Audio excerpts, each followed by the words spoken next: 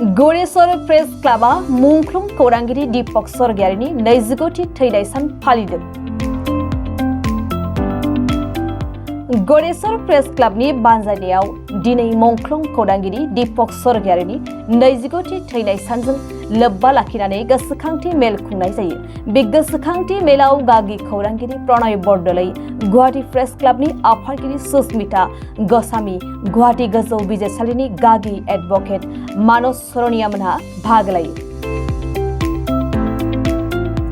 गरेश्वरनि Gyanjyoti academy junior फरायसालिनि हेफाजाबाव सोलोंथाइ फसंथाननि लांगोनायाव खुंनाय बे हाबाफारियाव गागि खौरांगिरि प्रणय बरदलै, गुवाहाटी प्रेस क्लाबनि आफादगिरि सुस्मिता गस्वामी, गुवाहाटी गोजौ फरायसालिनि गागि एडभोकेट मानस सरनियामोनहा बिबुंथि लाखियो। मख'नो गोनांदि थांनाय 1969 मायथाइनि 22 सेप्तेम्बराव गरेश्वरनि बागदबायाव दीपक सरगियारिनि जोनोम जादोंमोन। दीपक सरगियारिया सासे सैथो, अनसुला आरो साहस गोनां खौरांगिरिमोन। दा नर्थ इस्ट टाइम्स खौरां बिलाइजों लोगोसे गुबुन बर' रावनि खौरां बिलाइयाव खौरांगिरि महरै खामानि मावनाय दीपक सरगियारिया थांनाय 1955 मायथाइनि 23 सेप्तेम्बराव उदखारिनि गुलियाव जिउ खोमानांदोंमोन।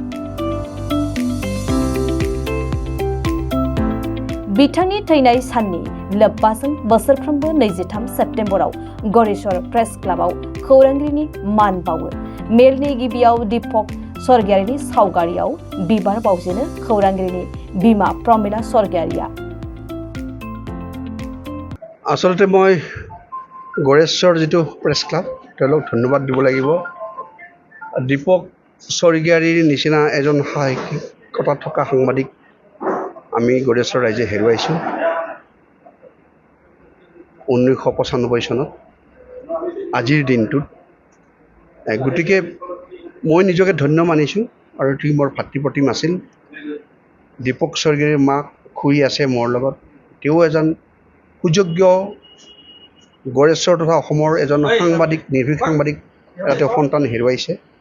আজি তেওঁৰ गरेশ্বৰ যিটো প্ৰেছ ক্লাব তেওঁলোকে তেওঁৰ তিথিত, মৃত্যু তিথিত এনেধৰণে স্মৰণ কৰাটো এটা गरेশ্বৰৰ সাংবাদিকসকলৰ এটা দূৰ দিগন্ত থকা এটা অনুভৱ হয়। জেনেৰেলি দীপক স্বৰ্গীয়াৰী আজি এজন ব্যক্তি নহয়। আজি गरेশ্বৰ এটা সাংবাদিকতা অনুষ্ঠানটোৰ বা সংবাদ হোৱাৰ লগত যিসকল জড়িত তেওঁলোকৰ কাৰণে এটা সাহসৰ প্ৰতীক। আৰু সমাজৰ যিখিনি আৱৰ্জনা থাকে, জেনেৰেলি দেখা যায় যে সাংবাদিকসকলৰ নিৰপেক্ষ ভূমিকাৰ কাৰণে সেই আৱৰ্জনাবোৰ দূৰ হয়। আৱৰ্জনা বুলি কওঁতে মই আমাৰ জৈৱিক আৱৰ্জনাৰ কথা কোৱা নাই। সমাজৰ যিটো স্খলন হৈছে, সমাজ যিটো ৰাজনৈতিক অস্থিৰতা, অৰ্থনৈতিক অস্থিৰতা, সমাজত ধৰ্ম জাতিৰ ভিত্তিত ভাগ ভাগ, এইবোৰ গোটেইবোৰ যিটো সমস্যাৰাজি, এই সমস্যাৰাজি সাংবাদিকসকলেহে একনিষ্ঠ সেৱাৰে এইসকল শুদ্ধ বাতৰি পৰিবহন কৰি মানুহৰ মাজত শুদ্ধ কথাখিনি কৈ সমন্বয়টো ৰক্ষা কৰিব পাৰে।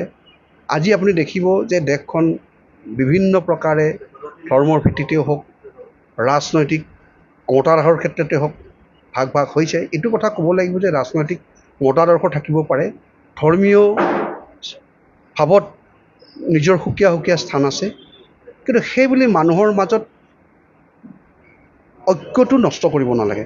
অৰ্থাৎ আমাৰ যিটো ঐক্যতা সেইটো বিনষ্ট হ'ব নালাগে। সেইটো আজি আমি দেখিছোঁ যে সমাজত এটা শ্ৰেণীৰ মানুহে এনেকুৱা কুচক্ৰান্তকাৰী থাকে, তেওঁলোকে সমাজত এনেকুৱা ধৰণৰ এটা বিভীষিকা চপাই সমাজখনক অস্থিৰ কৰে আৰু সেইটোৰে তেওঁলোকে ৰাজনৈতিকভাৱে হওক, ব্যৱসায়িকভাৱেই হওক, এইবোৰ তেওঁলোকে মুনাফা আদায় কৰাৰ এটা অহৰহ চেষ্টা চলি থাকে।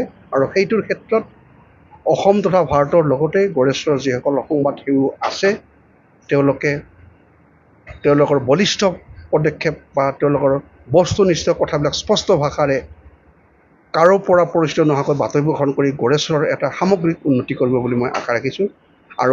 আৰু এটা কথা ক'ব বিচাৰিছোঁ যে আমাৰ गरेশ্বৰৰ যিখিনি সাংবাদিক আছে গোটেইখিনিকে একলগ হৈ তেওঁলোকে এখন উমৈহতীয়া মঞ্চ কৰক, সাংবাদিকসকলৰ কাৰণে ৰক্ষণাবেক্ষণৰ ব্যৱস্থা কৰক, সাংবাদিকসকলৰ ইয়াত এটা সভাগৃহৰ কাৰণে প্ৰেছ মিট কৰিবৰ কাৰণে তেওঁলোক স্থায়ী বাসগৃহৰ কৰক আৰু সংবাদসেৱীসকলৰ কেতিয়াবা বিশ্ৰাম ল'বৰ কাৰণে যাতে তেওঁলোকে চৰকাৰৰ ওচৰত বা ইয়াৰ স্থানীয় যিখিনি এডমিনিষ্ট্ৰেশ্যন আছে বা ৰাজনৈতিক নেতাসকল আছে তেওঁলোকে তেওঁলোকৰ আপিল কৰক আৰু গড়েশ্বৰ সংবাদ শিশুসকলৰ যাতে সংবাদ সেৱাৰ ক্ষেত্ৰত কোনো ধৰণৰ অসুবিধাৰ সন্মুখীন নহয় সেইটো নিৰ্ভৰ কৰি গোটেইখিনি এটা ছাতিৰ তলত ছত্ৰ ছায়াত আহি সংবাদ সেৱাৰ ভূমিকা গ্ৰহণ কৰিব বুলি মই আশা কৰিছোঁ। ধন্যবাদ।